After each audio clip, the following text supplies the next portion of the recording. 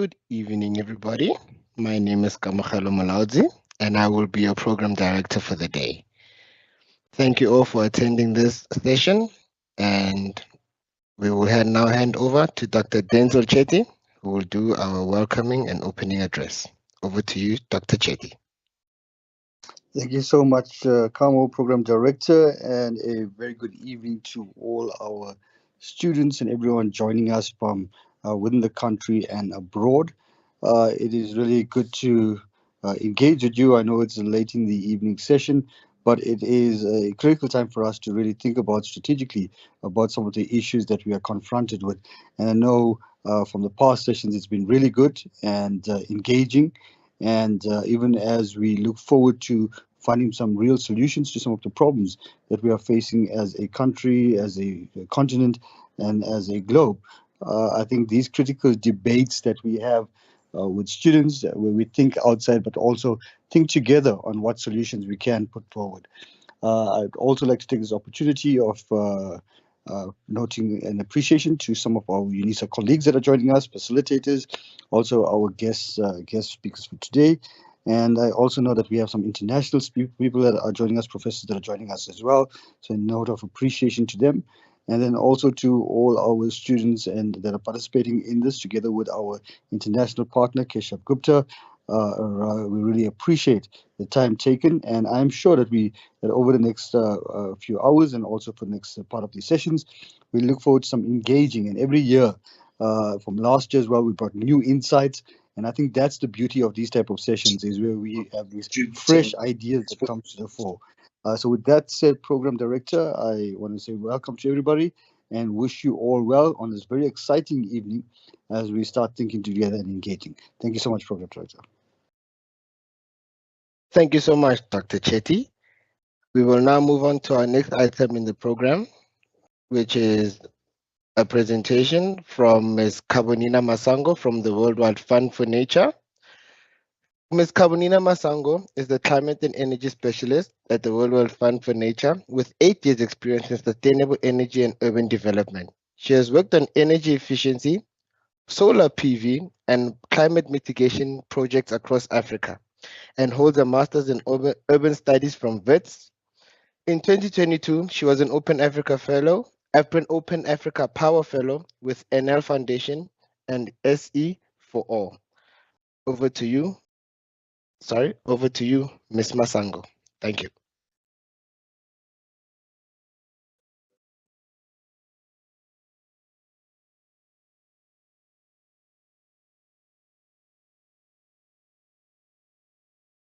Ms. Masango, are you with us, ma'am? I see you're in the meeting, but still muted.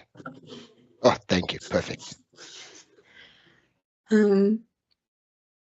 Good evening, colleagues. Thank you so much for having me.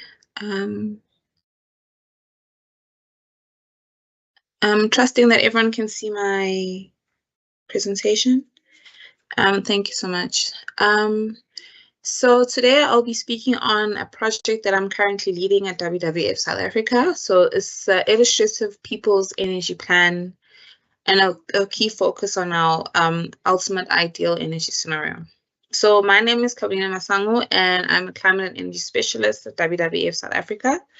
I'm currently working on the Illustrative People's Energy Plan project and our G20 advocacy campaign in transitional minerals and climate finance for biodiversity loss. So just brief background on Worldwide Fund South Africa.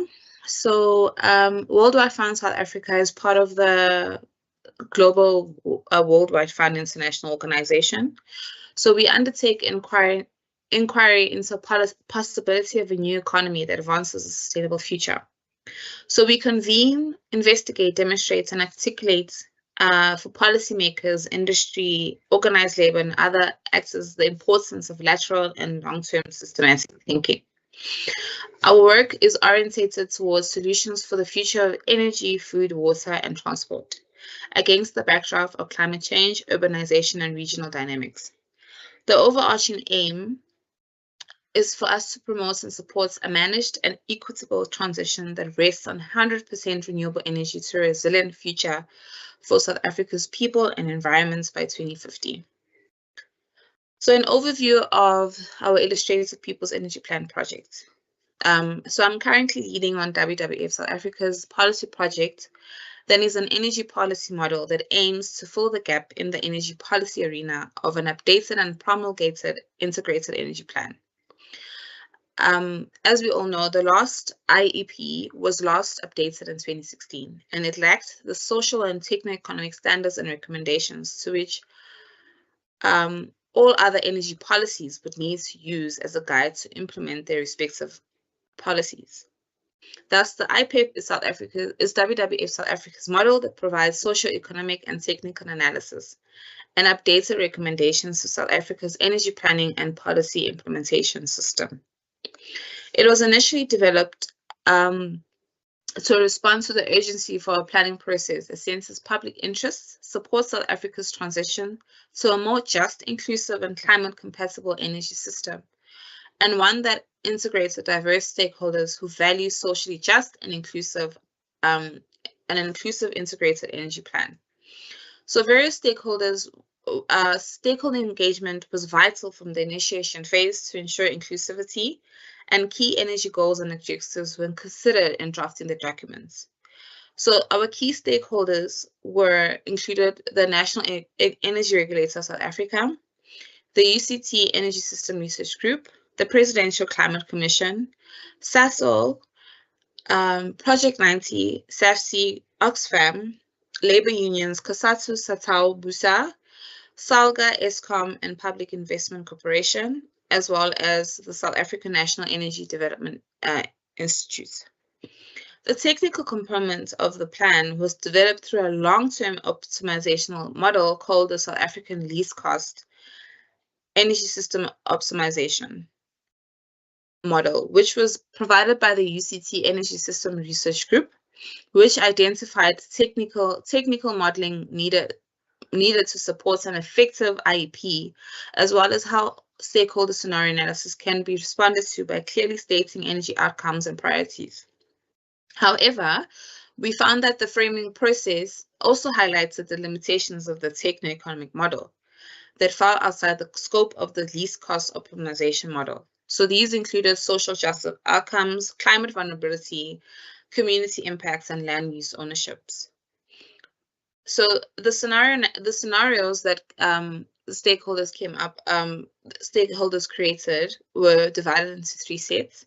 The first set was the reference case, which allowed the model to build the energy sector based on the least cost optimization, firstly without emission constraints, and then with net zero carbon emissions by 2050.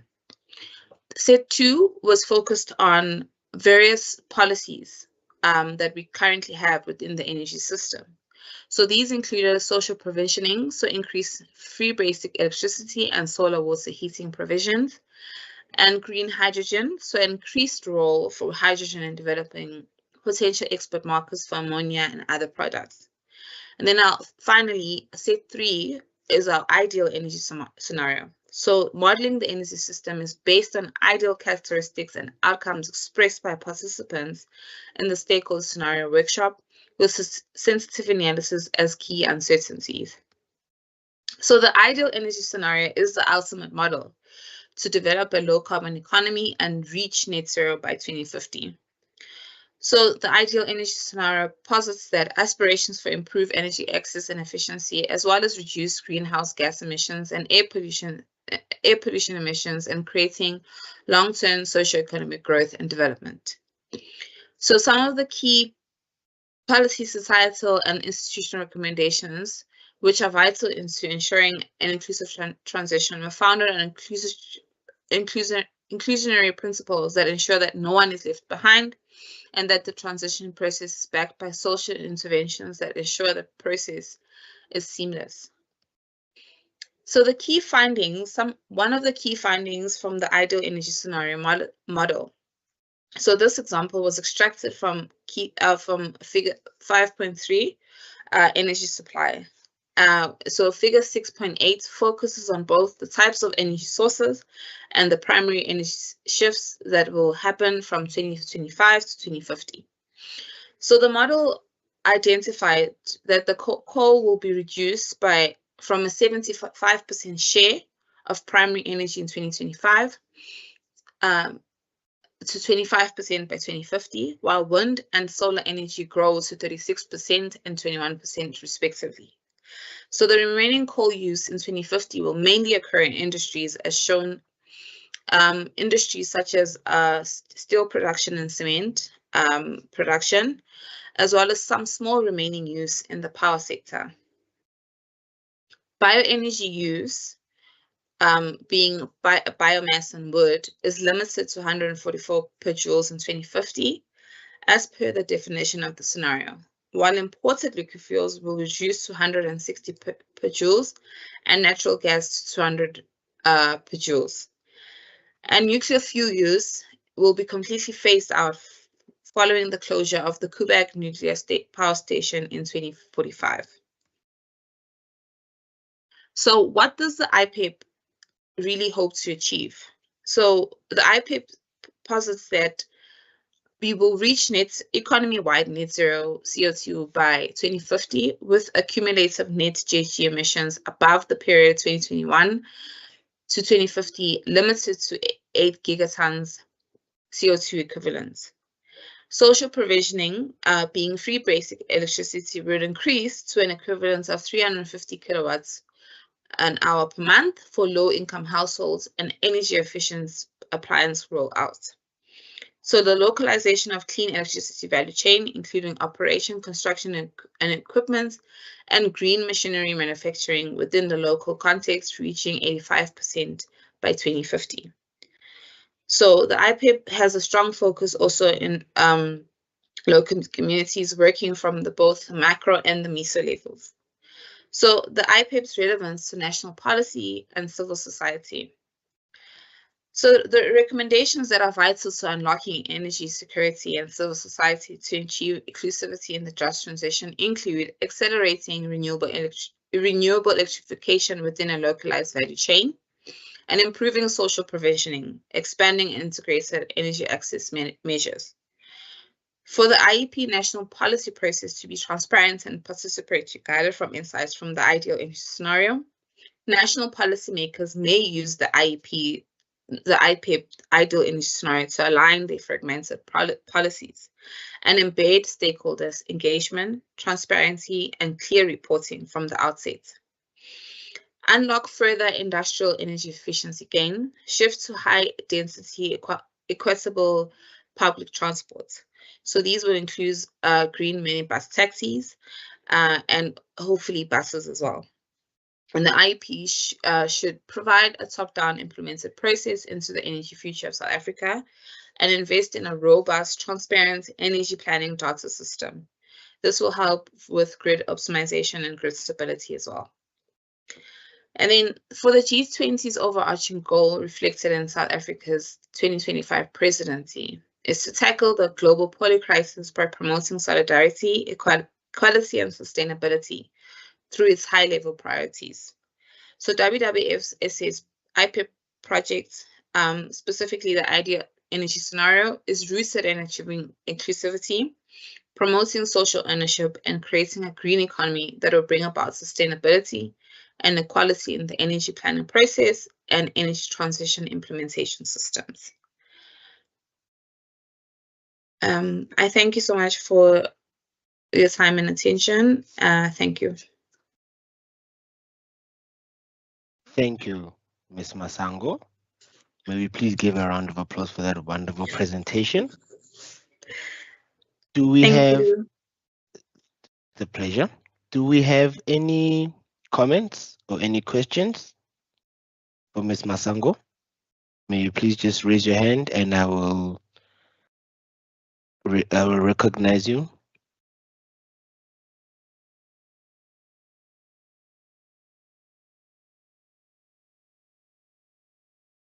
If you are unable to speak or maybe wish not to speak, you can also post your questions in the chat.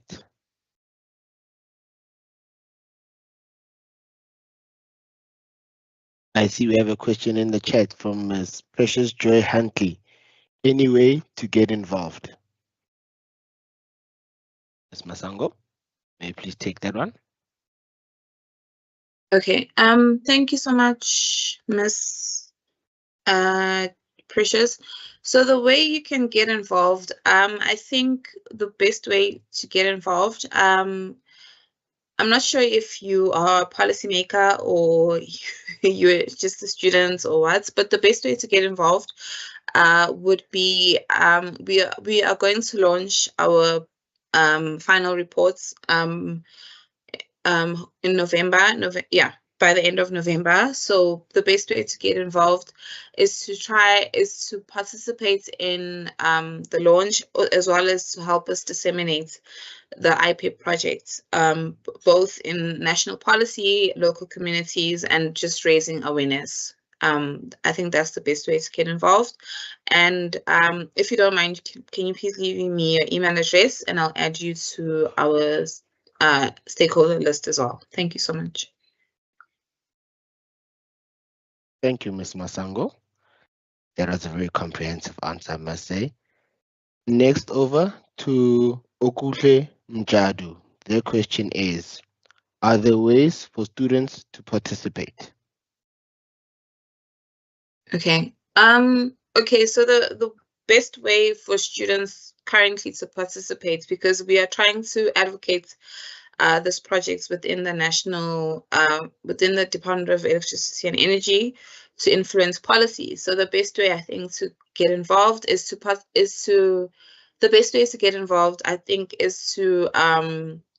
get in touch with some of our partner organizations, such as Project 90, the CJ Climate Justice Coalition, who will be using this project to campaign to implement policy within the energy planning space, and some will be using it within the G20 space. So the best ways for you to be involved, I think, may you please leave me, Ms. Precious and Ms. Ogutle, can you please leave me your email addresses? And then I will add you to our stakeholder list and convey your interest to our campaign, our partner organizations who are working on campaigns, and then they'll be in touch with you. Thank you. Thank you very much. We have a third question from Elizabeth Dikeledi Molamo. How is the program including rural areas, especially in Limpopo, where it is very hot?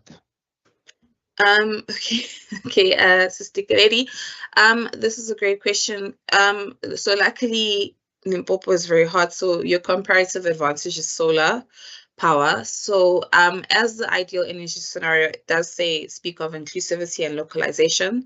So what we are aiming with this policy project is to influence policy to ensure that the just transition reaches every nick and wide of South Africa. So how this program can benefit Limpopo through the localization process within the ideal energy scenario, through creating a renewable energy value chain within rural areas such as Limpopo, rural areas in Limpopo that have a comparative advantage of solar power, as you mentioned, that it is very hot. So yeah, thank you. Thank you. We have another question after that from Tabiseng Pahlele. How is G20 presidency benefiting? Sorry, they are coming in quick and fast at the moment.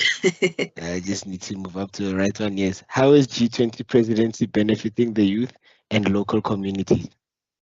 And then after that, we will take the hand of. Did that hand go down? No, we'll take the next hand. There's only one person with the hand. Please continue. Okay, so with regards to the G20 presidency, unfortunately, I work for WWF South Africa. I don't work for the G20.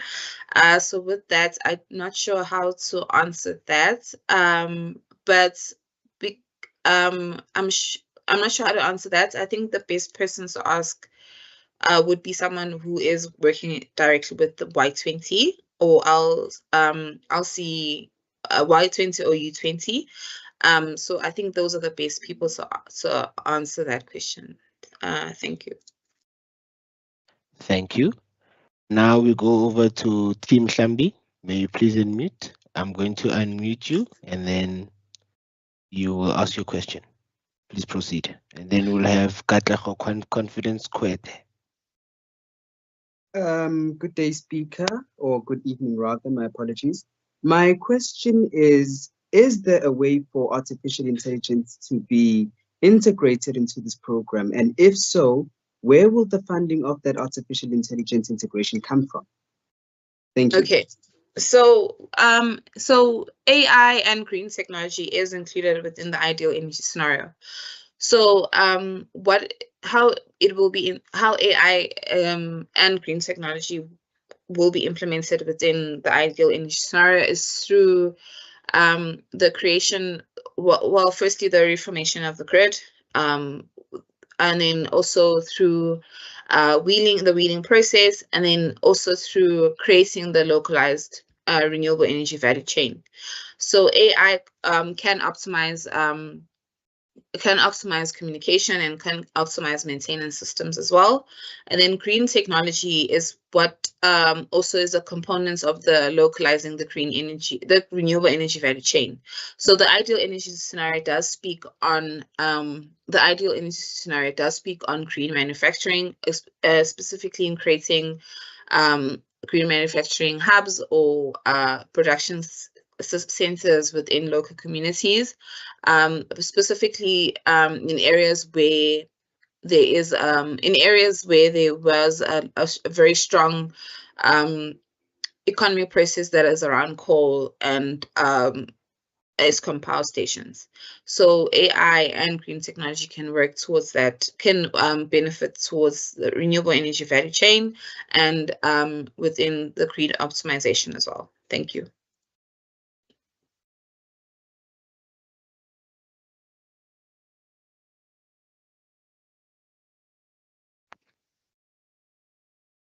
I had moved my mic. Thank you for that answer. Can we have our second hand, Ms. Katlego Confidence Kwete? Good day, speaker. I wanted to ask if all the students that wanted to join, do we all drop our emails in the chat, or is there a different way to join? No, please just drop your emails in the chat. I promise you, I'm not like gaslighting you. I promise I will convey your emails back to our partner organizations, and they will be in touch. Let me do this, right? Let's make it a central point where they can just send the email addresses so that we can give you a list and you can distribute them. So okay, what we'll do I'll is, leave my email address and then you can. okay, yeah. So yeah, I was going to I'll leave it in suggest the chat. a form. We were creating a form quickly where they can just type in their email addresses so we can just send you that list tomorrow morning. Okay, so thank that you you could so have much. it together, yeah, because we'd like to avoid having people share some of the email addresses in the chat. Okay. Yeah. All right. Perfect. Thank you. And then, Katlego, was that your only question? Yes, sir, that was my only question. Thank you. All right. Thank you. May you please mute? And let me check the chat if we have another one. There's one question. Okay. Yes, we have one. Okay. As a student developing Verdant Credit blockchain based climate reward system, how might your organization collaborate to support pilot testing, community outreach, data validation? Okay, so WWF South Africa has landscape managers that work with communities with such projects like blockchain and so like pilot testing as well. So we currently have projects with freshwater and Just SA, where they're focusing on mines and the impacts on mining impacts around freshwater and environmental degradation as well. So we do have landscape managers that can assist with this question. Also, can you please, if you want further information, Rapau, can you just convey it to the program director, and then I will forward the question back to the landscape manager. Thank you. Thank you. Next one, we have Tompo. How does the energy plan ensure that workers in coal-dependent regions like Mpumalanga are not left behind in the transition to renewables? And what specific restraining or job creation strategies are proposed? Yeah. Oh, that's an Okay. interesting So one. yeah, it's very interesting, and yeah, Mpumalanga is quite a hotspot. I'm not sure if you've been following the just energy transition discourse from 2023, but Mpumalanga is considered the shouldn't be, but is considered the hub of the just transition process. So what is important, the ideal energy scenario does state that the coal intensive, the coal process intensive areas within South Africa will need to be first considered within the energy transition process. So the ideal energy scenario does state that Mpumalanga, Limpopo, like Lipalale, there will be the first they'll be the first to be they need to be the first to prioritize to um, start with the energy transition process. And then the specific retraining and job creation strategies that are proposed is part of the ideal energy scenario is the localization process, where we speak about green manufacturing and where we speak about creating a renewable energy value chain within the areas where there was within the areas of communities where they were very heavily reliant on the um, coal supply chain. Yeah, I hope that answers your question. Thank you. I think we have, this will be our team. Shambi, do you have another question? Yes, sir. This is my last Yes. question, actually. This will be the last question for the session for the speaker, and then we'll move on to our next speaker. Yes, Speaker. My question is there a way to hasten the transition from non-renewable to renewable without sacrificing the constant supply of electricity? And if so, is there a way to also not sacrifice the jobs at risk? Yeah, so this is exactly why we launched this project. Because currently, as you guys all know, the Komati was decommissioned. However, the people that were working within the Komati's value chain system were left like burdened and stranded. So what we are proposing is that the reason for this is because we don't have an integrated energy plan that assists the just transition framework and assist the South African renewable energy mechanism to be properly implemented. So the ideal energy scenario does state that before we start decommissioning and unbundling, we need to start with retraining. We need to start with training and upskilling, like personnel, human capital, to transition towards the green economy. Also, there needs to be social protection measures, such as the free basic electricity, such as the free basic electricity policy, and then also the consistent supply without, as you mentioned, without compromising the consistent supply of electricity. So that is also an issue now because Eskom was granted some of the climate finance from the World Bank, and we just received confirmation that Investec has won the bid to start generating and supplying their own electricity. So that is a good step, but Eskom needs to have already started with retrofitting the grid, and the National Transmission Company that was launched is going to start wheeling as well, which will also assist with increasing the renewable energy's capacity within the grid, and then ensuring that the grid becomes stable, and then the supply is not disrupted with the whole transition process. Thank you. Thank you, Ms. Masango.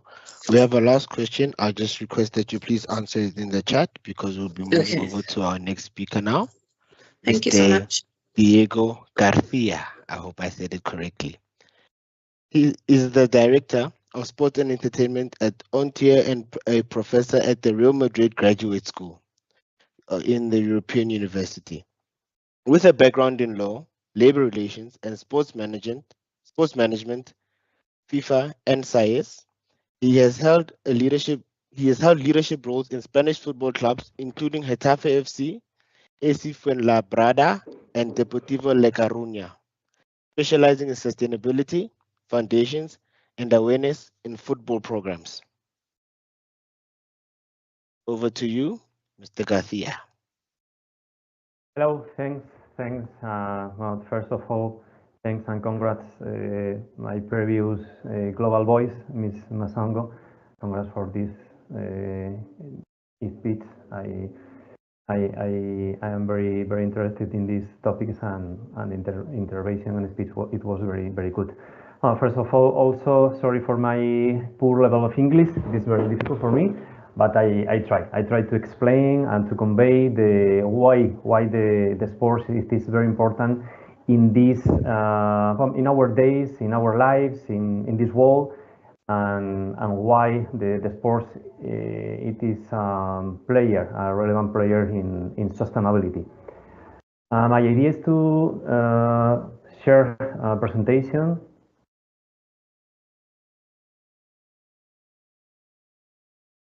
Okay, is it right? Can you see well?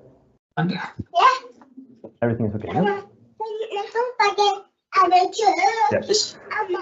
Okay, this is the topic, the role of sports in climate change and sustainability, collaboration between the global and North and South.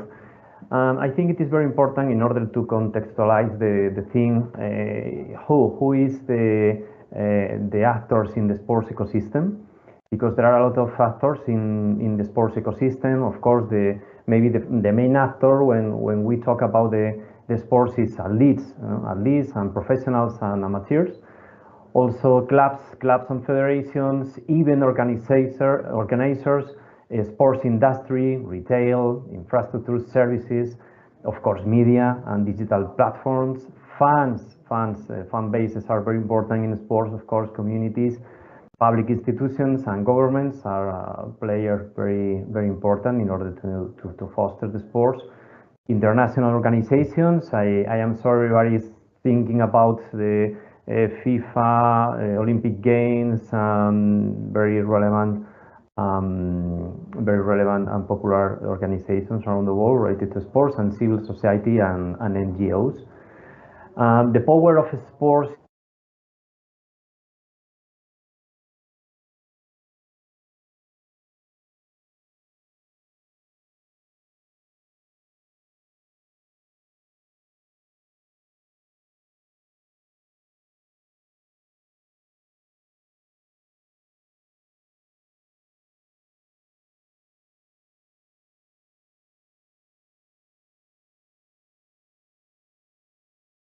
Sorry, Diogo, I see you are muted.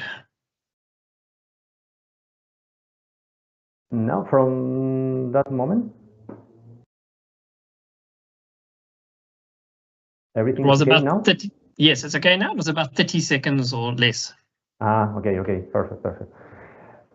In order to understand well these aspects, the role of the sports in sustainability, I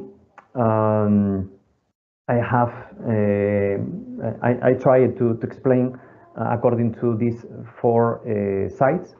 In this case, why the role of sports is important, impact of the sports on the environment, effects of climate change on sports, because of course the sports is suffering climate change, and a sports driver of change. I think according to these four sites, it's a very good to tackle and to explain and to understand the power of sports in climate action.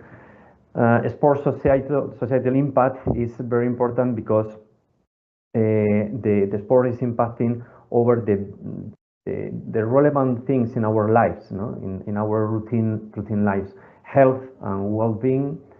Of course, encourage active and healthy lifestyles. It is very important in order to reduce disease, in order to promote a good habits and good healthy habits, education and personal development.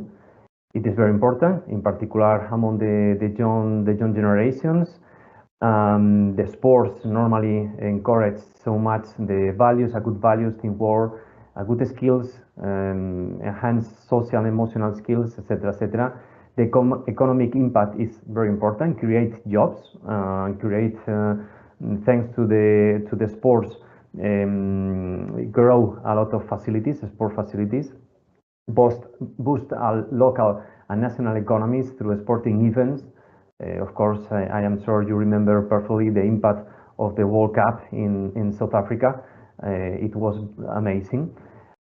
Social inclusion and cohesion, integrate people, different genders, different cultures and abilities, ages, reduce social difference and promote equal opportunities. Culture and identity and social and environmental awareness, I think it is very important because thanks to at least they have able to impact over the society. The power of sports as a driver of change for many reasons is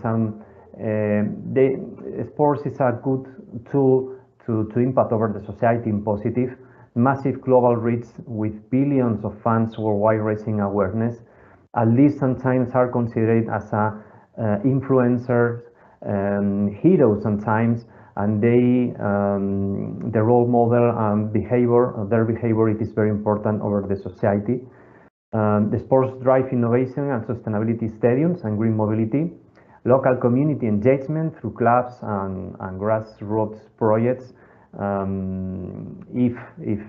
Depends of course depends on the clubs. The impact over the neighborhood, the local community is less or is more relevant. Symbol of unity, bringing people together for collective climate action. On the other hand, another perspective is this in sports, effects of climate change on sports practice. Over the years, step by step, we are checking how the climate change is impacting over the practices, over the trainings, over the training grounds and facilities. For many reasons, increase in heat waves and heat stress, extreme temperatures are increasing, raising the risk. Heat stress can affect the nervous, cardiovascular and muscular systems. Of course, depends on the place that the competition is doing. For example, of course, it is not the same if you practice sports in Middle East or north of Europe or something like this, but in the other places there are different singularities and different lacks. Ecosystem degradation and winter sports is very relevant. Now there are different disciplines, for example, golf, ski, snowboard, that of course the environment is impacting over them. Air pollution and sports performance. Of course, if you are running in the middle of the desert or in the middle of the Middle East cities or New York, for example, the air pollution is very relevant, of course, impact over the athletes, over the professional or amateur. As a result, it is very important, and all the clubs, all the stakeholders and actors in sports should be very worried in this sense. Environmental impact of the sports sector from the sports sector also is relevant. There are several examples that I can convey with you.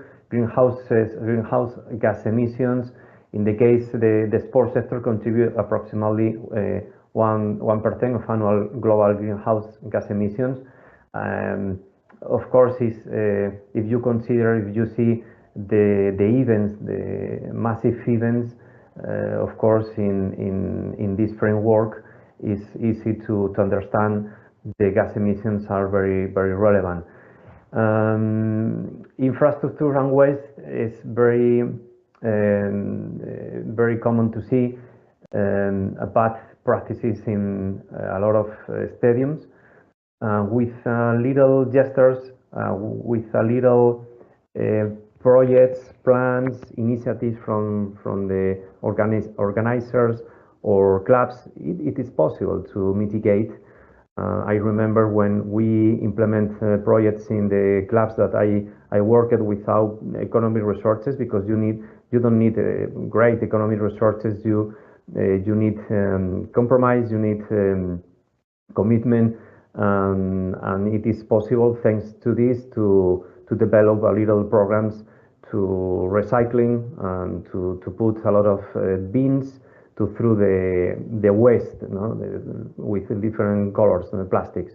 Not only in the case of among the fan base, also in the case of the athletes. This image, it would be very important, if the new generations, if the fan base can see how the stars, the athletes are throwing the plastic waste in the yellow bin, for example, when they when they end of the trainers. It would be a simple gesture, and the impact, it will be amazing. This is one of the samples. It's possible to encourage. It's possible to do a great initiatives with less, with a few money. In the case, for example, of the Premier League match, is 1,000.7, 1 million, or close to 2 million CO2 is possible to see. In the case of the World Cup in North America, the forecast is relevant to at least to take into account, to mitigate. And in the case of the Qatar 2022 World Cup, the gas emissions, or the impact over the environment, it was very relevant as the rest of the World Cups. And I think it's a great and severe figures, at least, to take into account in order to mitigate.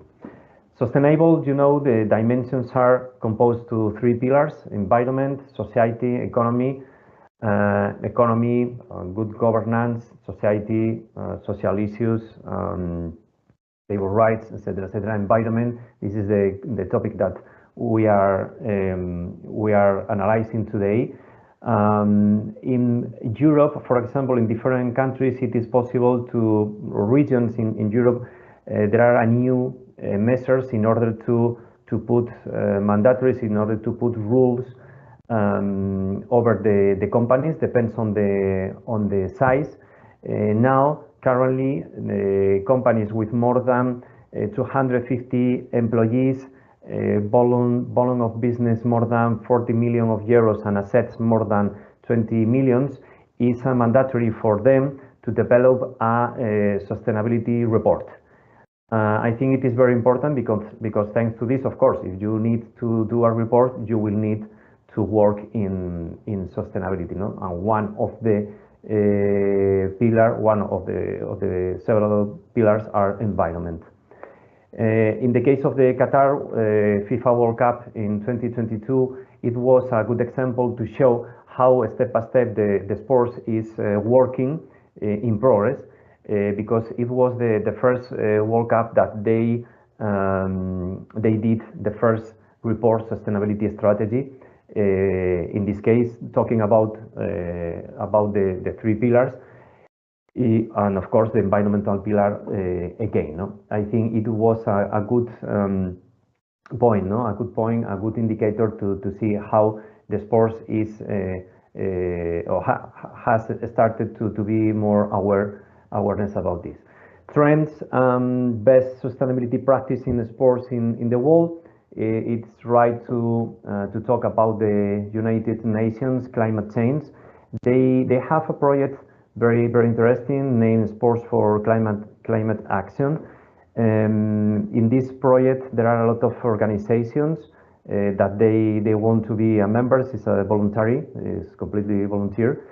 But it is very good because it's possible to see in this website. For example, I invite you to visit the website where you can see the members of this initiative, There are a lot of football clubs, there are a lot of organizations and competitions, and it is very, very positive, no, to see how the number of the members is increasing step by step. Key aspects in this project is unified action, commitments, leveraging influence. The framework utilize the unique sphere of influence is very, the sports is very influenced over the society. Broad participation, it is very important. The initiative to support from wide range of sporting bodies maybe is the most important thing, because if you don't achieve the compromise for the board of members, if you don't achieve the compromise for the high direction in all the companies, it is impossible to run and to work different sustainability strategies in all the organizations. According to one of the dimension, governance, of course, is 33% of the pillar, but I think it is very important because from this pillar, from the governance, is the base of the good governance and good practices, no? And this is the only way to achieve a good practices is when you achieve the compromise for the board of members. If you don't achieve this compromise, you will have a great problem. Alignment with global goals, the framework aligned with the goals of the Paris Agreement, and empowering participants. I think it is very important in order to give a little reward. Trends and best sustainability practices in sports in Europe. I think it is a good example to convey with you, because I think it's fun and it is easy to understand how step by step the sports is work in progress. This initiative is from a sports positive organization that they decided to do with Green Sports with BBC, sorry, media. They have decided to do a ranking among the Premier League football clubs. This is the most relevant football competition around the world with La Liga, and as a result, I think it's a good mirror to see from another sports disciplines. No? They decided to analyze different indicators in order to check this, to check the progress and the check performance in the football clubs. In this screen, it's possible to see different indicators were analyzed for sports positive policy and commitment, clean energy, energy efficiency, sustainability, sustainable transport, waste efficiency, education, biodiversity, and the result is top sustainable club. In this case, I don't remember exactly the year, but I think it was the result, the ranking, it was from 2-3 years, and Tottenham was normal. Tottenham and Liverpool are the first clubs in the top of the table. In particular, always is normally when you have a new stadium. Normally you have more options to generate and reduce your impact, not the gas emissions impact, and to implement energy efficiency. Top 10 football sustainability index brands is a good report from Brand Finance. It's another initiative exists in Europe, and it is another way to check how Liverpool, Betis Football Club from Spain, Real Madrid, there are different football clubs. Among these clubs, it is not Juventus de Turin, it's another football club that they are working very hard from many years. And I think it is very important to recognize the work and the progress.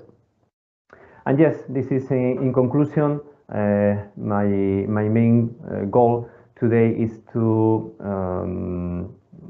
talk about sports is very important in our society, and the role of sports in climate change is very important, and step by step organizers, different entities in sports is getting role in this mission. I think it is very important. On the other hand, the idea it was to convey with us different good practices or best practices around the world. In order to end my presentation, I want to conclude with very relevant sentence. No, sports has the power to change the world. It has the power to inspire. It has the power to unite people in a way that little else does. Nelson Mandela. Sports as a force for social change and sustainability. Thank you. Sorry for my level English. It is amazing we are at the same time zone. In spite of I am from Spain, and I am very happy to receive any questions. Thank you so much, Mr. Garcia. I think I may not be alone in this one, but I didn't know sport could have that kind of impact. I did not know that. Do we have any questions? If you can post them in the chat, you may also raise your hand and we'll recognize you so that you may speak. I see personal questions about my team, but of course I take advantage this question because today I am in Oviedo. This is my city. It's in the north of Spain, and today in 3 hours I am going to the stadium to see Real Oviedo against Barcelona Football Club. But my team is of course from my hometown. It's in Oviedo. Okay, good luck. Good luck tonight. I support Barcelona, so we'll it's an impossible mission. I am we'll aware. See. Any more questions?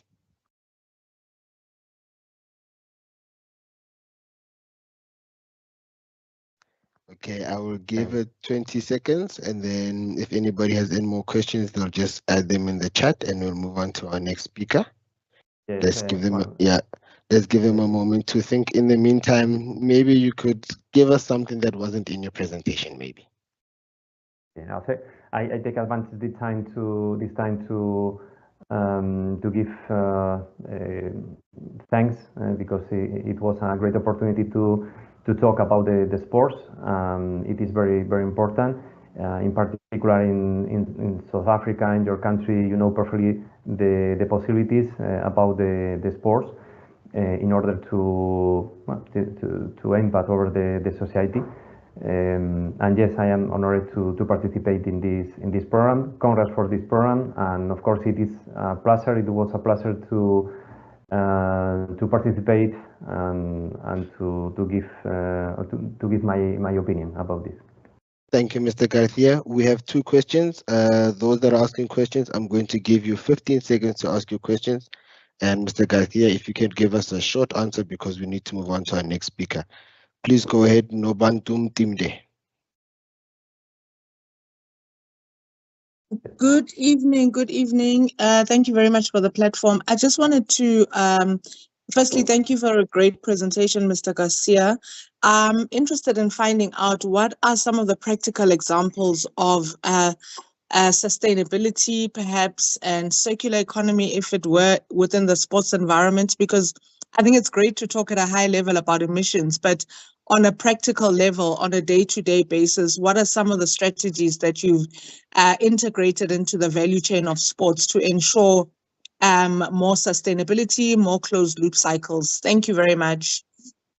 Thank you. Thanks.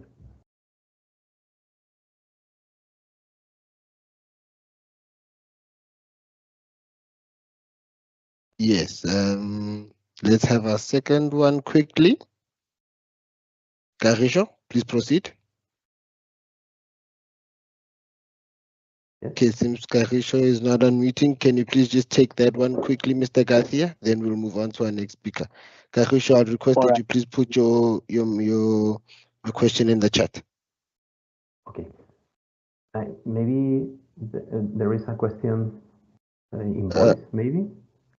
Yes, no. but we're a little bit pressed for time, so okay. Yeah, so I've asked Carisho to put his question in the chat, and you could just maybe take it there. And then we'll move on to our next speaker, which is a surprise because it's a guest speaker, who is Dr. Lisa Lopez Levers. She is a professor at Emeritia at Duquesne University and a licensed clinical counselor with nearly 5 decades of experience in trauma and crisis intervention.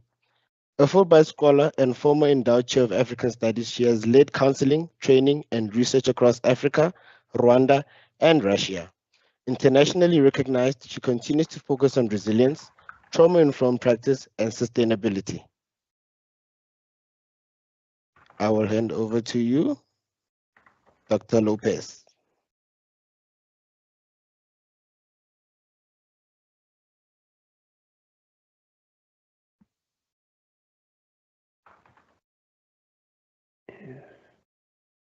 If you could just stop presenting, please, Mr. Garcia.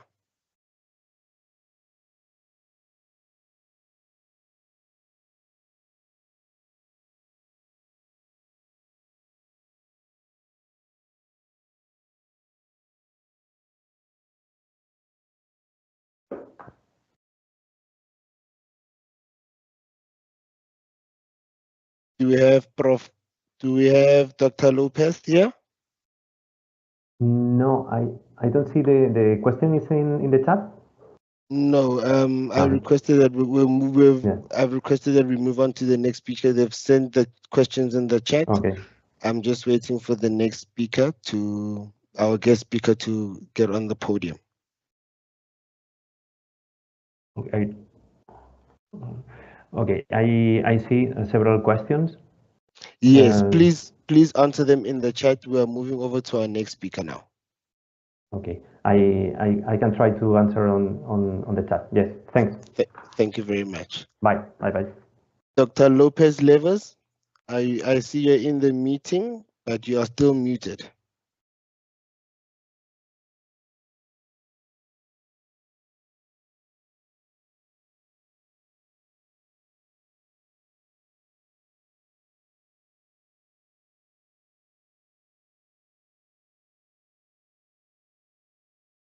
Okay, I'm just checking. Okay, we're going to move on now.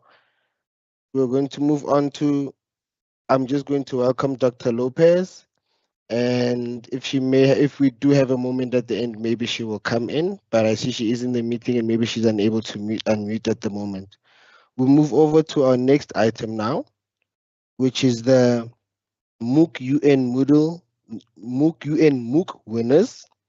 And this is going to be presented by Mr. David Harperstad. David, over to you.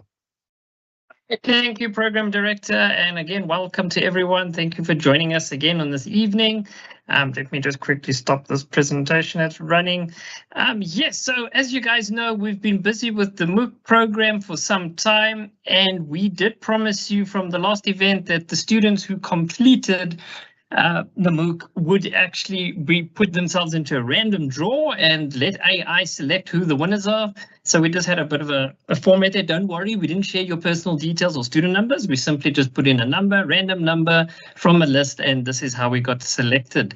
So as you guys saw on Monday evening, we had Miss A. Kunene and Miss D. Kotze, who were actually selected to present as well, just to say how the MOOC went. But as I said to you guys, there were 3 additional winners that were also announced. So I hope you guys are paying attention, because if your name is on the screen, we will be contacting you tomorrow just to get your address and where we can send it to. So Miss Enti Mabata, well done. Miss T.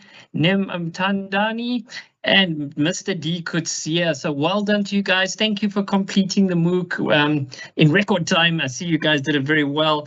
And so thank you for that. And then, of course, we did also have another giveaway gift that we were going to give to the winner for the question that I posed. And Miss PJ Huntley, you are the lucky winner of also the headsets that you guys can see. So yes, so well done to you guys. Thank you for all your hard work, your endeavors to continue with the MOOC, to push through. I know it's not a short one. It's got quite a bit of information that you had to cover, but of course tying it in with Kashif's lessons that he gave, I think it really was very, very useful for you. So Program Director, I know my name is on the next item as well, so I'm thinking I should just continue.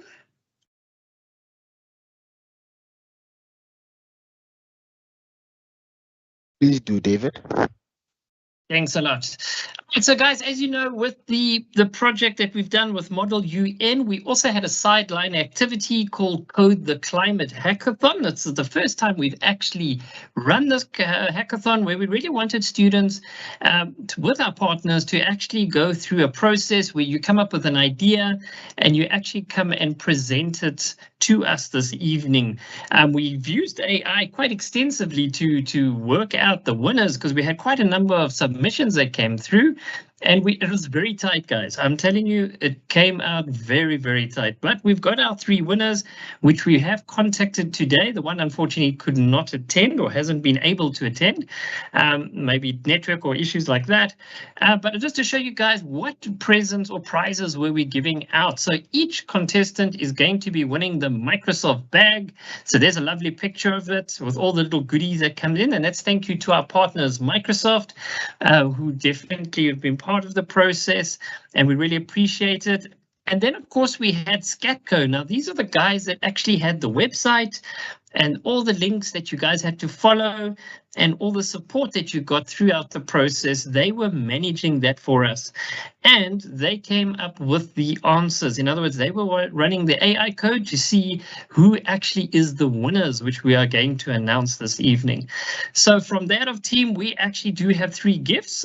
And we've got the beautiful travel bag, guys.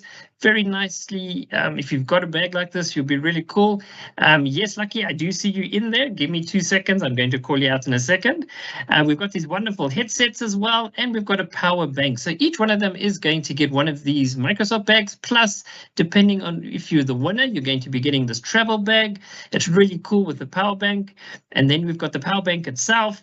And then we've got these really cool headsets. So that'll be the first place, the second place, and the third place winners for this evening.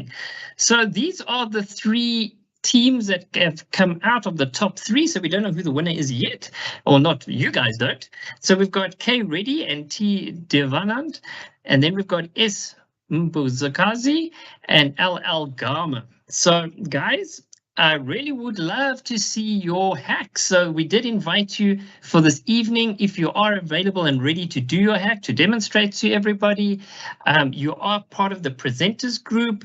I just want to know from you, are you able to do your presentation this evening?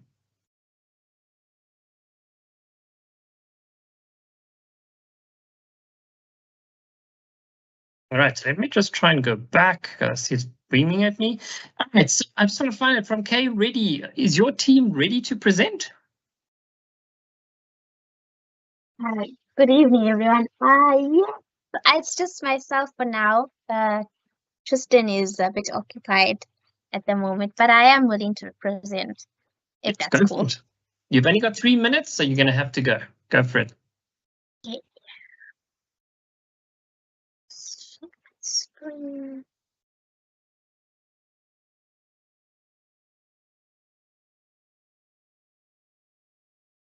Are you able to see my screen? Yes, we can see it. Beautiful. Okay, perfect. Can I start now, or are you going to give me a countdown? Time has started. Okay. Imagine the simple daily act, getting rid of your trash. For millions, the solution is just a matchstick away, burning it. But this small flame has a massive cost. Toxic smoke that causes cancer and asthma, greenhouse gases that warm our planet. And it's not just burning. Our habits, what we buy, what we throw away, the spaces we leave barren, are silently fueling a climate crisis. We are disconnected from the impact of our everyday choices. But what if you could turn that moment of decision into a moment of change? What if you had a garden in your pocket? We built Kabelo, your AI-powered climate companion that transforms harmful intent into sustainable action. Kabelo's heart is BurnGuard, the world's first AI advisor that intervenes before you burn.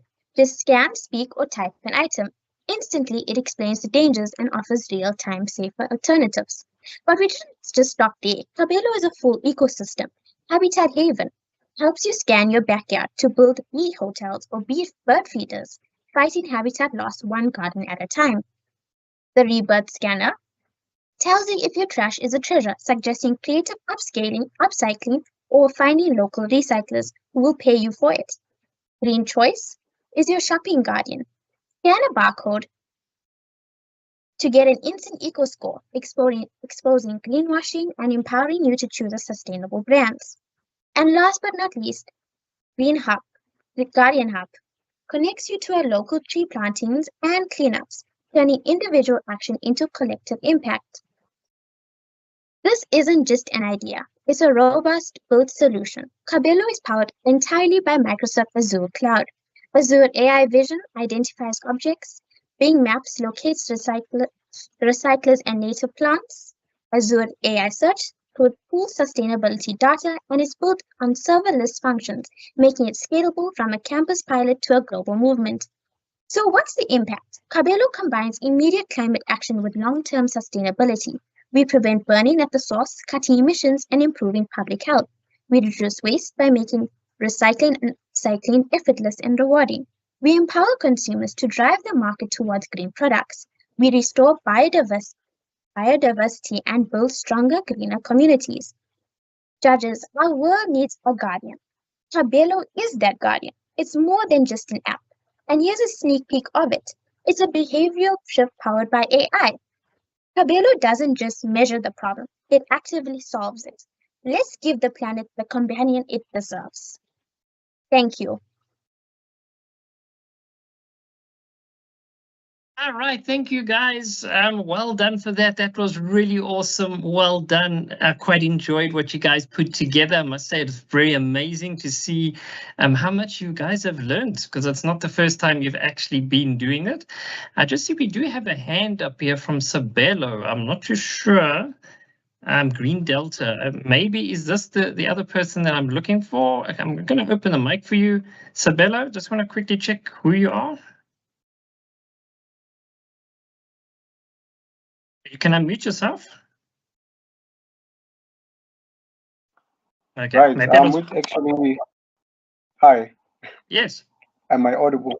Yes, Yes, you I'm are. actually one of the other teams. Yes. I'm one of the other teams with Mbogazi. So there's two of us, but I noticed you've only got one of the names, but that's all right. Oh, okay, no problem. I just want to quickly check. Are you going to be presenting this evening? Yes.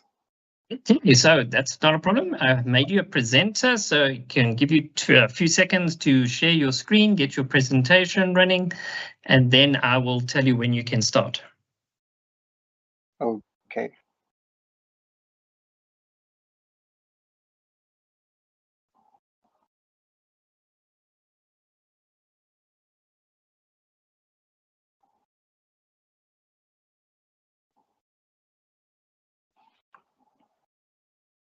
It is coming through.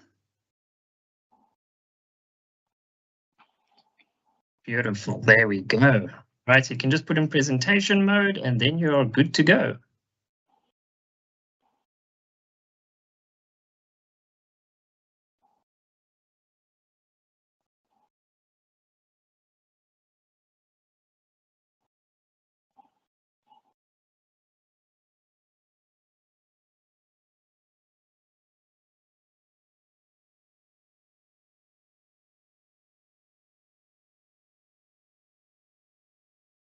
Now you're coming right?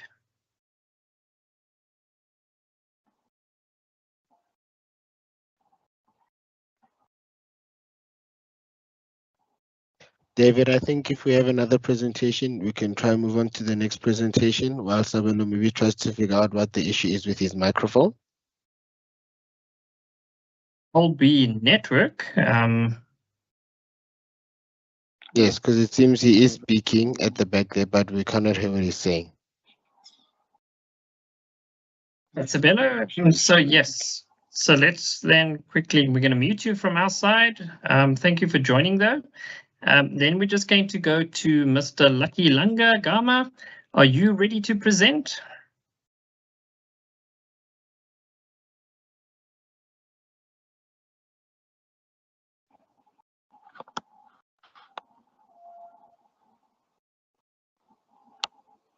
Okay, is my screen showing? Yeah, Sabelo, it's still showing. Is it still on your side? Is it maybe jamming up or is it a network problem?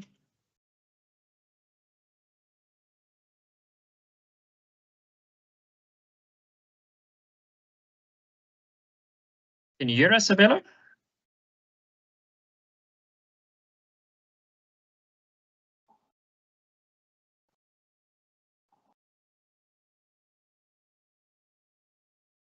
David, I think we can't hear him, and we're not Yeah. moving. So Yeah. if there is another presentation, maybe you can move on with your portion, please. Okay, yes, perfect. Okay, Sabelo, so we're just going to mute you for now, so don't unmute yourself, but just keep trying to see if you can get your presentation running. Mr. Lucky Langa Rama, are you ready?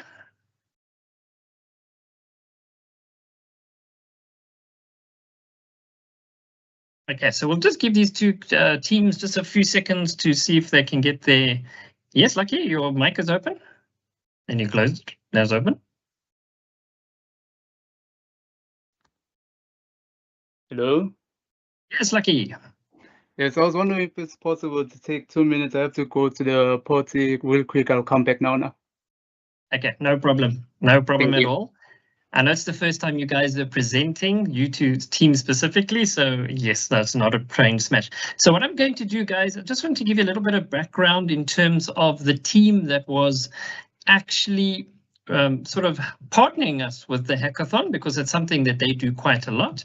So I'm just going to share a quick presentation so you guys could get to see who the team was and their role.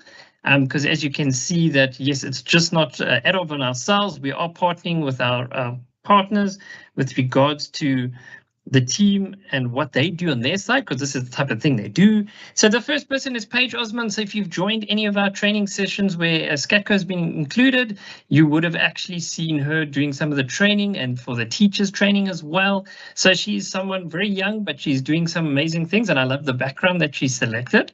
So it's a very young person, but on her journey with regards to the team and learning new things. Then we've got Vivian Ladner. Also, if you guys were part of the HerTech series recently in Sunnyside, she was also there with us. She also presented. I know you guys quite enjoyed that session.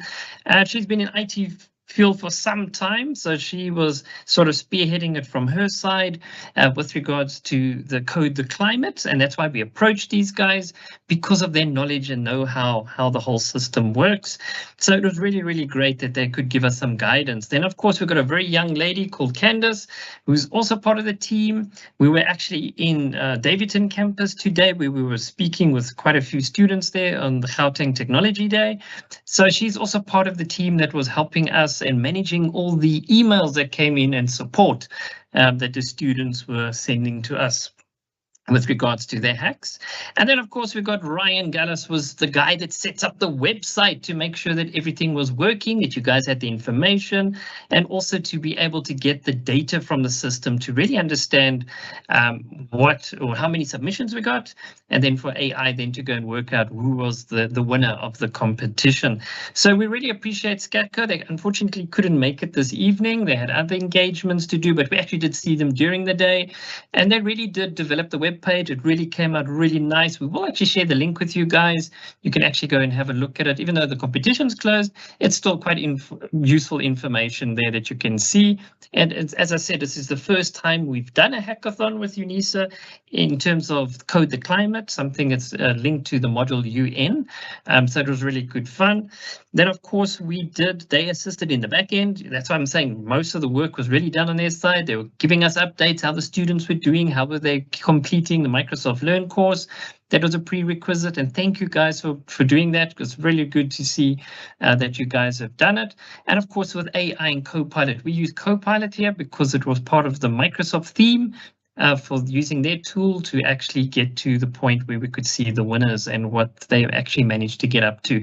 So it's really, really fun stuff, guys. It was really interesting, something really different. It wasn't something that you generally get. So hackathons are something that you should really look at. So the next time there's an opportunity there, please do jump on board and actually go and have a look and see and try it out. You've got nothing really to lose over there. All right, so let's go back again to Sabelo. I just want to see if you are now ready to share from your side. Yes, I am. All right, so go for it. Share your screen, and once it's visible in share mode on my side, I'll give you the 3 minutes to start.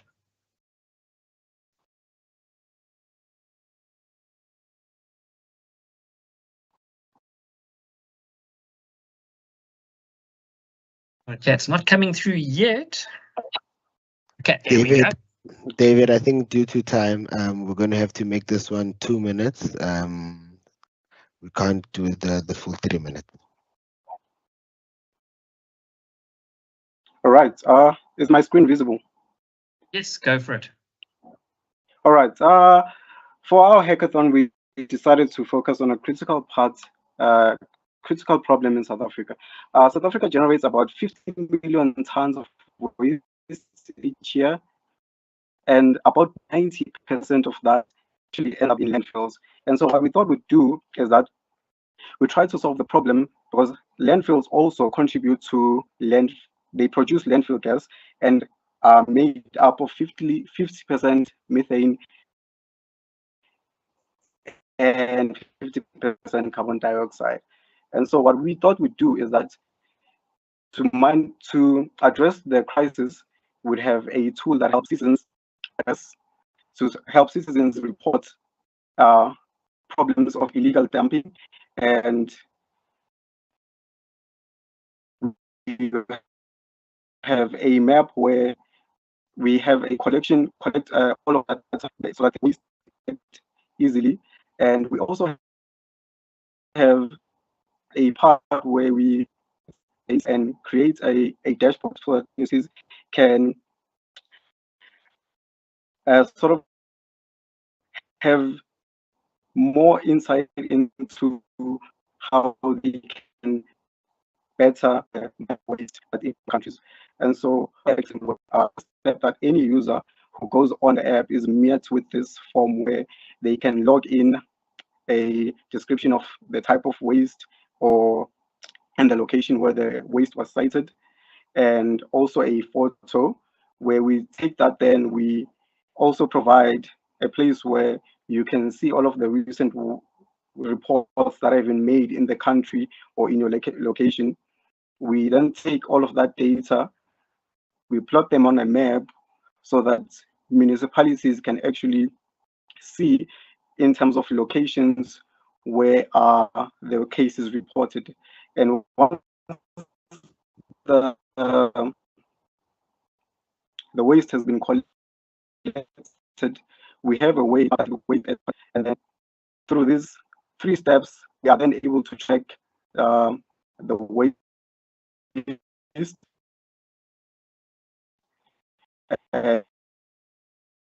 and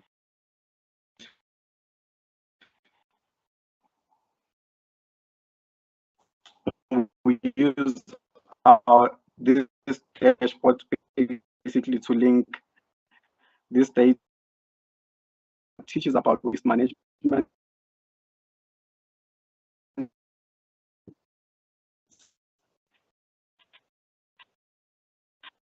Hi, Isabella. Unfortunately, the signal, your network is really breaking up a lot.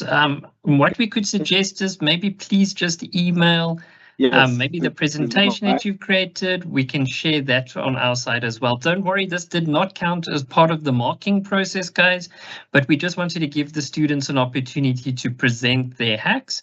But we will again in future invite you again as well, because on my side, Kama, on your side, is it really breaking up a lot, or is it maybe just my side? Kama?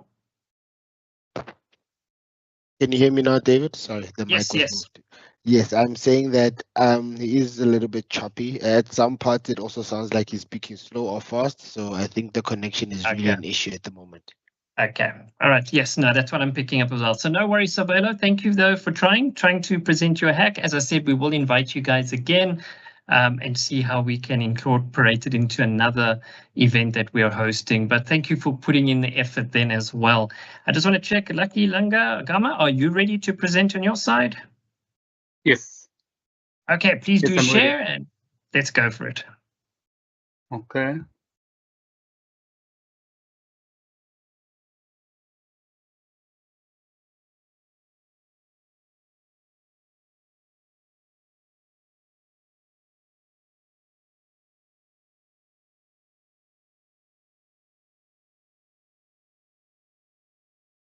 Can you see my screen? Not yet. It's loading.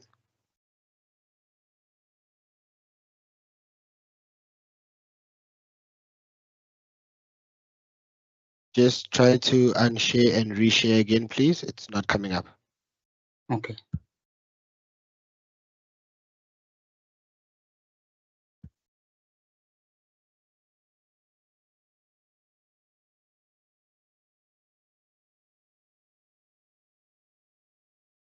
This is not the right file. Sorry. I can see it now. Can someone else just give me a thumbs up? Yes, everybody can see it. Please go ahead. No, this is an incorrect file. It's not supposed to be the file. I don't know Okay, what's happening.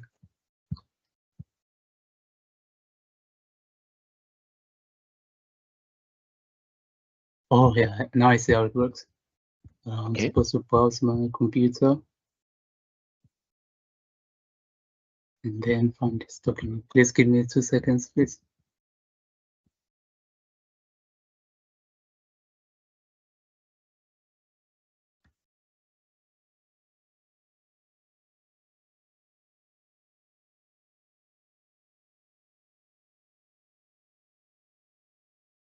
Are you winning on your side?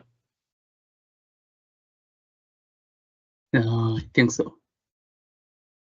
Okay, we're still seeing additional IWB functions. Okay, now it's loading.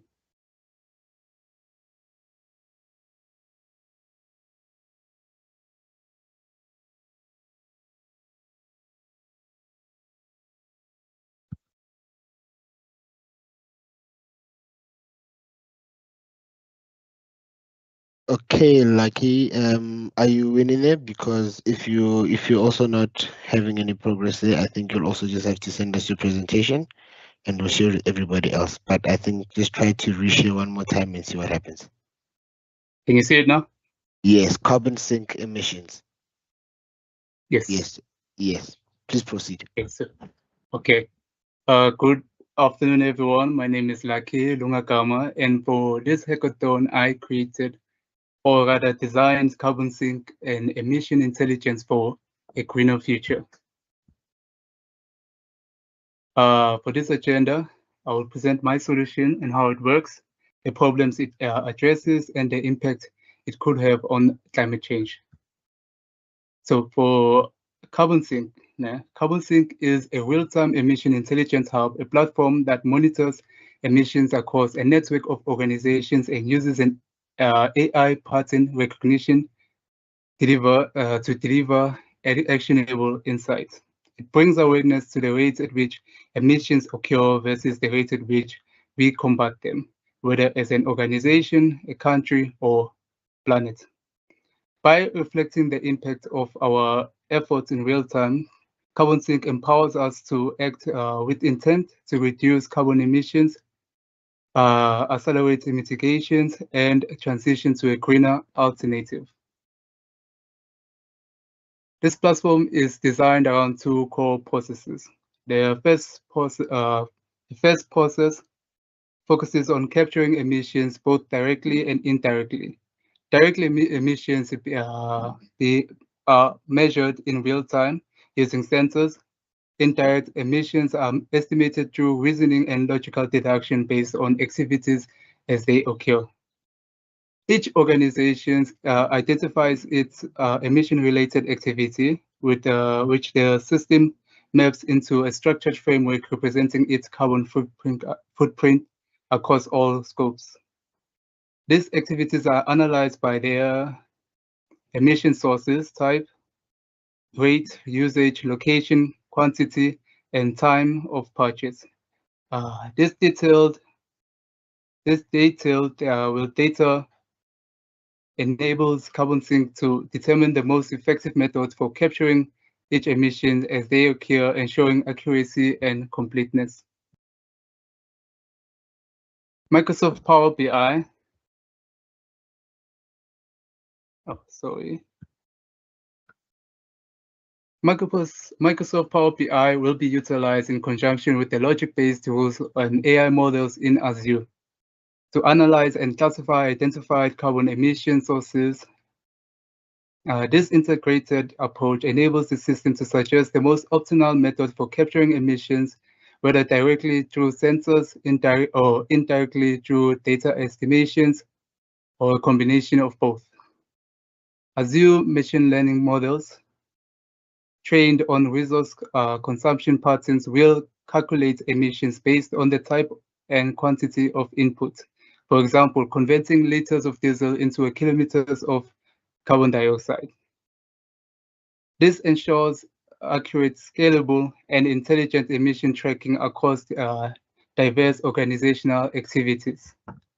All emissions are related and related data will be recorded and sent to a centralized server hosted on Microsoft OneDrive as a shared emission hub, aggregating data from multiple organizations. The second core process of Carbon Sync is whereby all emissions data collected from various organizations is cross-referenced to prevent double counting. Each emission source is assigned a unique identifier as it enters the supply chain, allowing it to be tracked as it's shared or distributed across entities.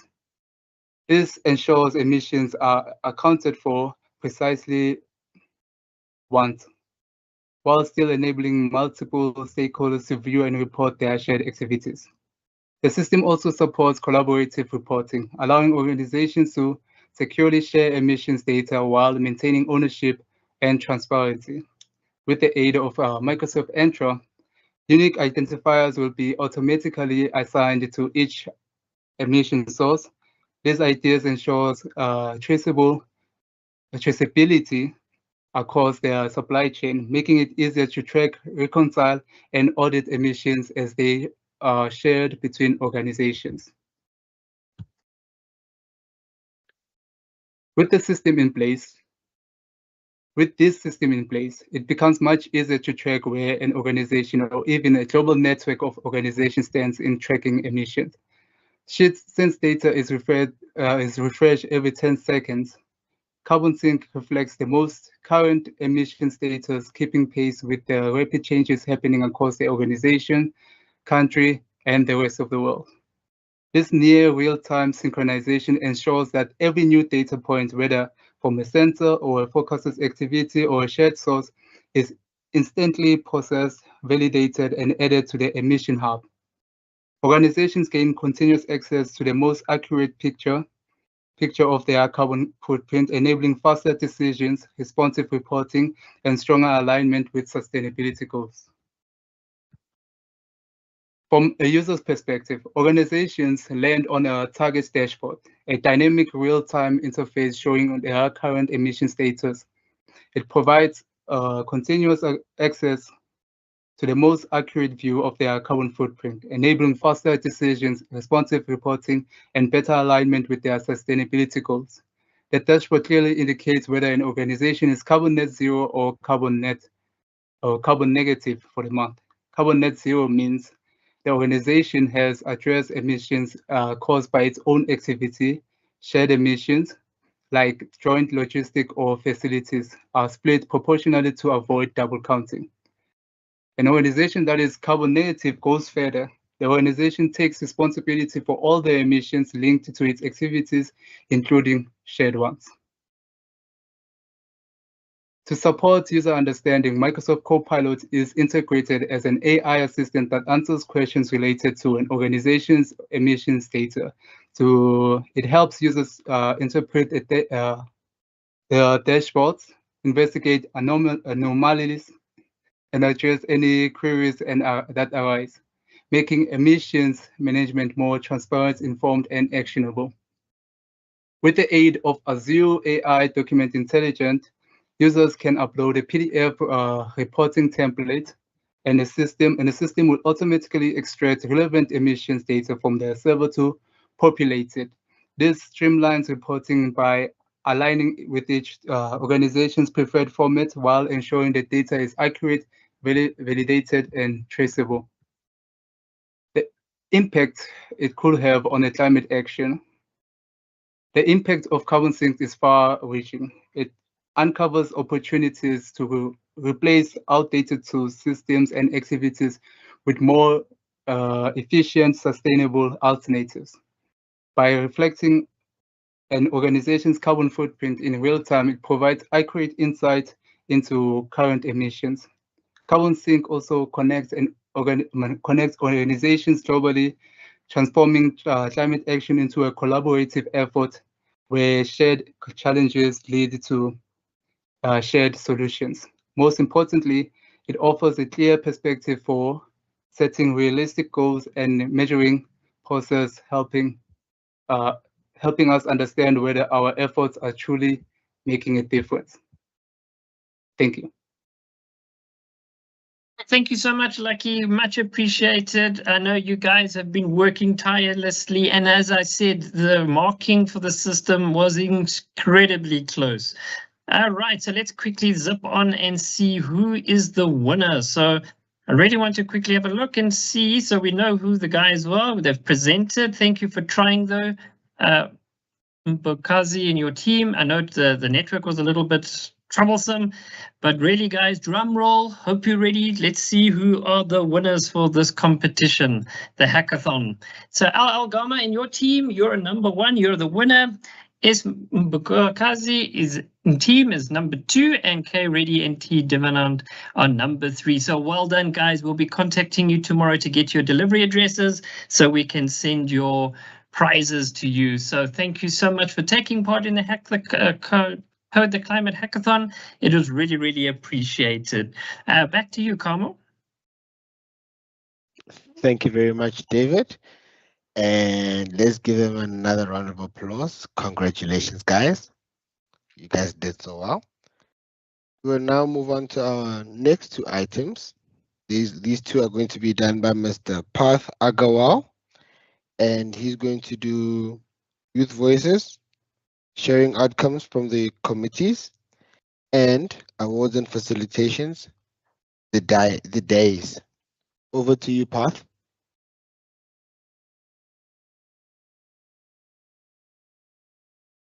Hello, good evening, everyone. Am I audible? Okay. Yes, you are. So, good evening, everyone. So, thank you, David. Thank you, Unisa, and thank you to the DICE for giving me this privilege that I would be giving keynote on the behalf of the DICE. I would like to invite my friends, the chairperson of EcoSoc Committee, Economic and Social Council, Ms. Prerna, and the chairperson of African Union, who would be giving a debrief of the committee which they had yesterday, the session yesterday, along with the draft resolution which our delegates have made, and then we'll move to the awards and then a keynote thanks from the DICE. So, Prerna, are you there?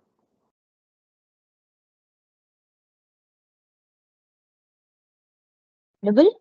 Yes. All right. Thank you so much, Parth. So, a very good evening, everyone. I had the opportunity to chair the EcoSoc simulation at the Global Voices Climate Summit on the agenda addressing the socioeconomic disparities arising from AI-driven climate interventions.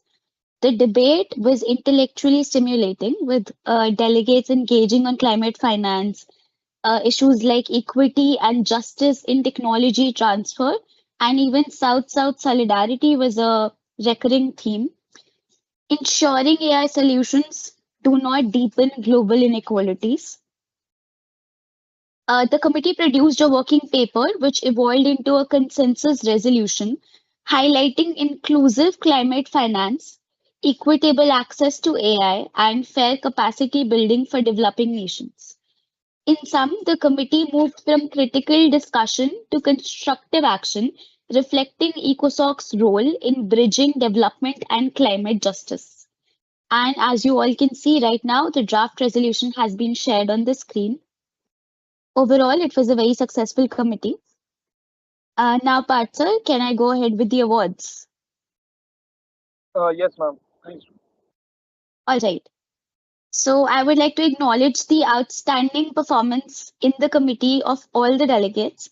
So I'll be announcing the results. First of all, special mention goes to the delegate of the Bahamas and the delegate of Cuba. Next up, the High Commendation Awards are presented to the delegate of Tajikistan and Italy. And lastly, the most awaited one, the award for the best delegate goes to the delegate of Palau. Thank you. And lastly, on behalf of the dais, I hope our team was able to teach some important skills and facilitate meaningful discussions. We certainly learned a great deal from all of you. Congratulations once again to all the awardees and to all the participants. And thank you for making this a successful simulation.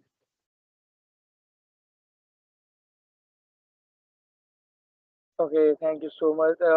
Thank you so much. Uh, and congratulations to the winners. Now, can we move? Do we have Vaishnavi over here? Vaishnavi?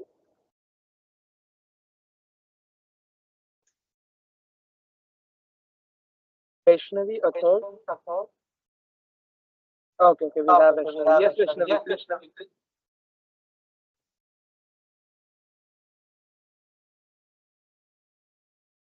Hello, am I like properly audible right now?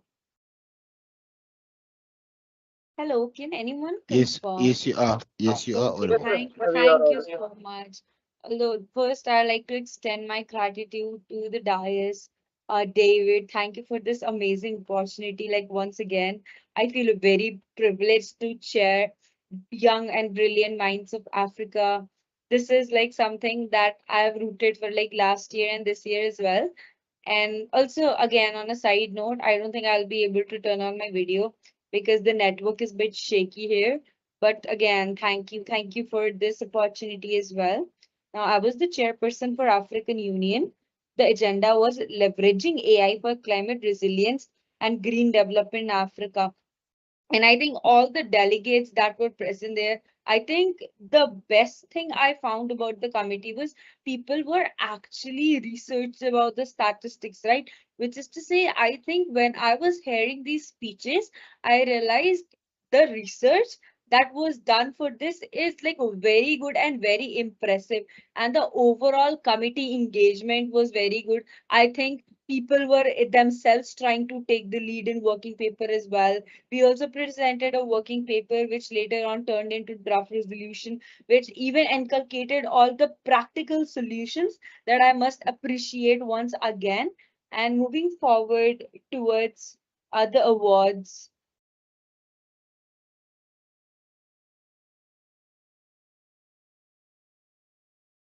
So the most awaited special mention goes to delegate of Sierra Leone and Benin. High commendation goes to Iran and Mozambique. Best delegation goes to Republic of Turkey. All the best. Congratulations. So proud of the or to all of the committee members who engaged, who participated in this. Thank you for making all this committee a very successful committee. Hoping all the best for your next ventures as well. Thank you so much.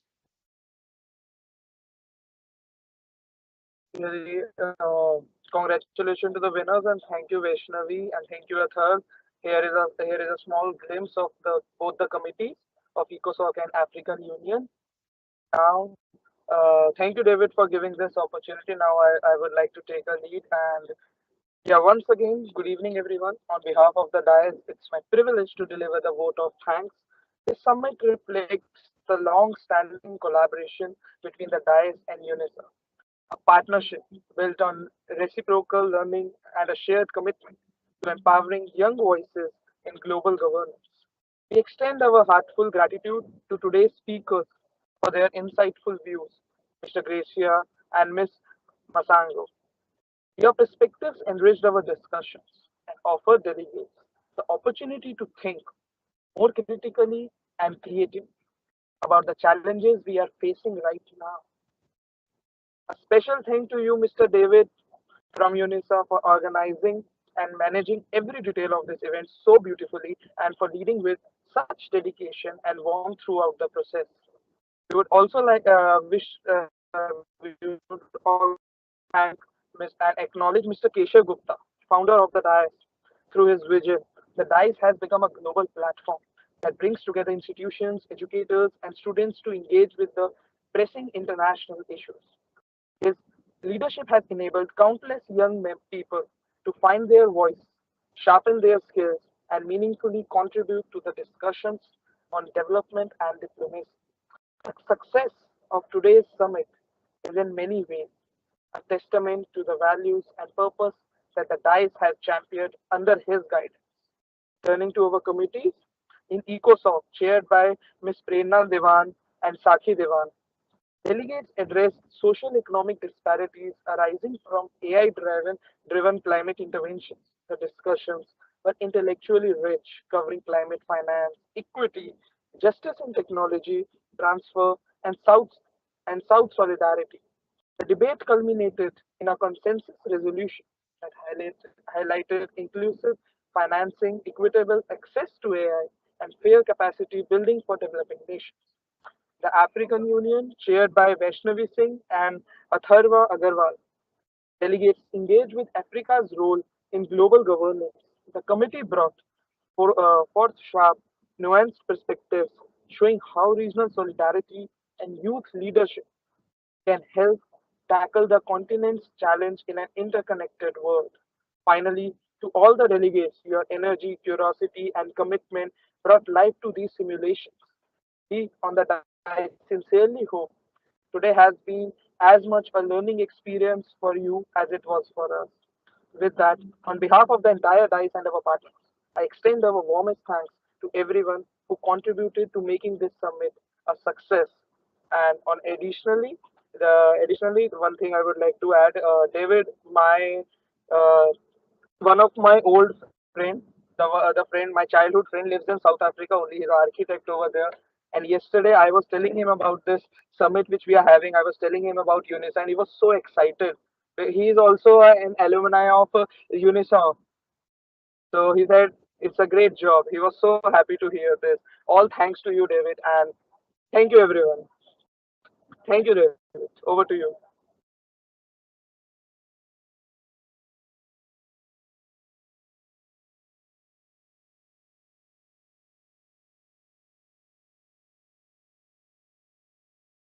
All right, thanks, Pranav. Much appreciated. And just from Eunice's side, thank you again for all your help and support as well. The DS with Cashrif doing the lessons and helping us with the MOOC. And of course, you students for actually going through the MOOC, attending these lessons, joining the additional activities like Code the Climate. We really do appreciate it.